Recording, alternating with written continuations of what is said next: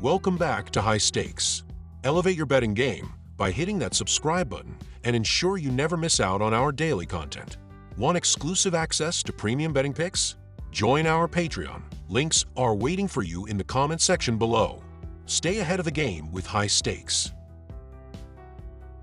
Tulsa versus UCF. The Tulsa Golden Hurricane are looking to bounce back from a narrow 70-66 home loss to the Southern Jaguars in their most recent outing. Offensively, Tulsa put up decent numbers, shooting 41.2% from the field and 30.8% from beyond the arc while attempting 21 free throws. Sophomore guard Tyshawn Archie led the team with 17 points, 2 rebounds for assists, and 2 blocks in 35 minutes. On defense, Tulsa held Southern to 37.1% shooting and just 21.4% from 3, but struggled with fouls, allowing 25 free throw attempts. Limiting fouls will be crucial for the Golden Hurricane moving forward. The UCF Knights, on the other hand, are riding high after a convincing 66-51 home win over the Tarleton State Texans. While the Knights struggled with efficiency, shooting just 35.8% from the field and 29% from 3, they made up for it with 22 free throw attempts. Senior guard Jordan Ivy Curry led the charge, recording 16 points, 6 rebounds, 2 assists, and 3 steals in 27 minutes. Defensively, UCF clamped down on Tarleton State, holding them to limited scoring opportunities and low percentages across the board. The pace of play will likely be a major factor in this game, as both teams push the tempo. Tulsa ranks 31st nationally with 75.6 possessions per game, while UCF is even faster, sitting at 17th with 76.4 possessions per game. Passing and ball movement will also be critical, with UCF averaging 15.2 assists per game compared to Tulsa's 12.9. Both teams need to improve their perimeter defense. Tulsa is tied for 127th nationally, allowing opponents to shoot 31.9% from beyond the arc, while UCF ranks 196th, giving up 33.5% on three-point attempts. Predictions. Spread. UCF Knights minus 11.5 points. UCF's offensive firepower and depth give them a significant edge over Tulsa, whose recent struggles on both ends of the floor make it difficult to see them keeping pace. Total points, over 145.5 points. With both teams pushing the pace and a lack of elite perimeter defense on either side, this game should surpass the points total. UCF's combination of tempo, efficiency, and home court advantage makes them the clear choice to cover the spread and deliver a high-scoring affair. Georgetown versus Syracuse. Georgetown faced a challenging matchup against West Virginia, ultimately falling 73-60 after leading by 2 at halftime. The Hoyas were outscored 45-30 in the second half and struggled to contain West Virginia's offense, allowing easy shot attempts throughout the game. Georgetown shot 37.9% from the field and 33.3% from 3, but was unable to match West Virginia's efficiency, with the Mountaineers hitting 45.6% from the field and 34.6% from beyond the arc. The Hoyas also committed 14 turnovers and were limited to just 4 fast break points. Jaden Epps led Georgetown with 17 points, followed by Thomas Sorber, who contributed 13 points and 4 rebounds, and Malik Mack, who added 10 points.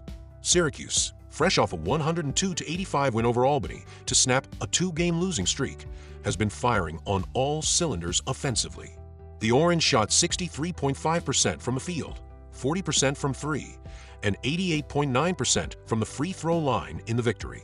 However, their defense was a concern, as they allowed Albany to shoot 45.7% from the field and 35.7% from beyond the arc.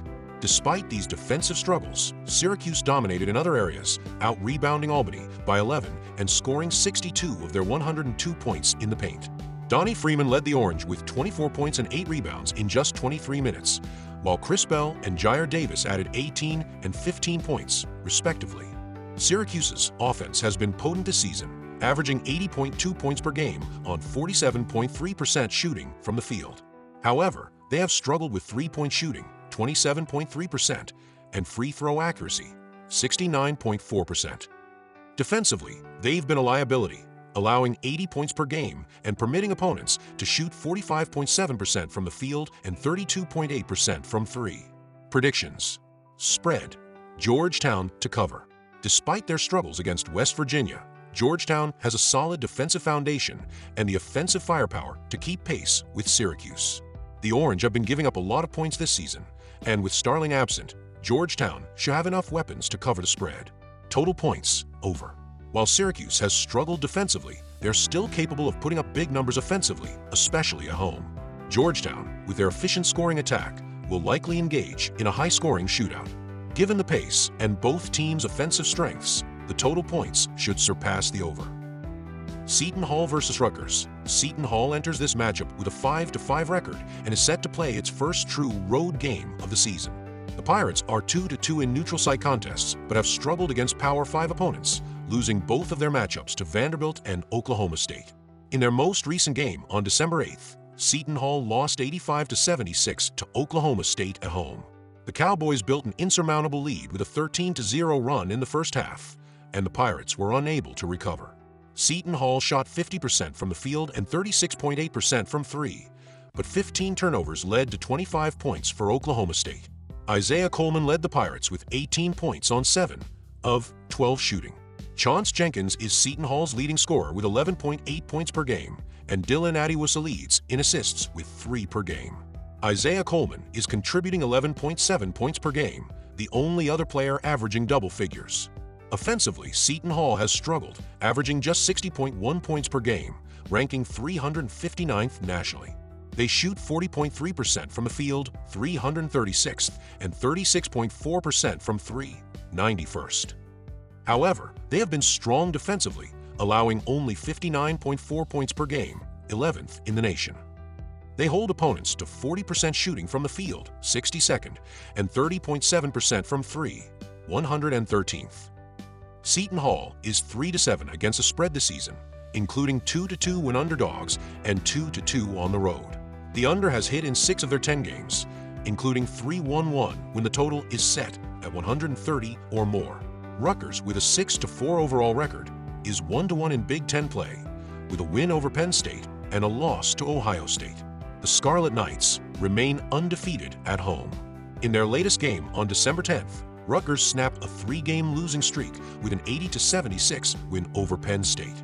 The Scarlet Knights shot 48.3% from the field and 36.4% from three, while out-rebounding Penn State 46-32. Dylan Harper had a standout performance with 24 points and 12 rebounds, securing a double-double. Harper is leading Rutgers with 23.4 points per game and 4.6 assists, while Ace Bailey is the team's top rebounder, averaging 7.1 boards per game. Rutgers' offense is averaging 79.7 points per game, 103rd in the nation, shooting 45.7% from the field, 157th, and 32.7% from three, 218th. On defense, they have allowed 75.6 points per game, 282nd, with opponents shooting 43.9% from the field, 232nd, and 34.2% from three, 255th. Rutgers is 4-5-1 against spread this season, but they have struggled as favorites, going 2-4 against the spread in such situations. They're 2-3 against the spread at home, and the over has hit in 6 of their 10 games, including 3-2 at home and 3-2 when playing Power 5 opponents. Predictions. Spread. Rutgers to cover. Seton Hall's offensive struggles are a major concern, and even though their defense has been solid, their inability to score could be a major disadvantage against a potent Rutgers offense led by Dylan Harper. With Seton Hall playing at a slow pace and struggling to score, Rutgers should cover the spread comfortably. Total points, under 132.5. Seton Hall's slow pace of play, ranking 359th in tempo, and offensive inefficiency will keep the total down. While Rutgers has been effective offensively, their defense is prone to allowing points, but Seton Hall's scoring difficulties are expected to keep the game under the set total.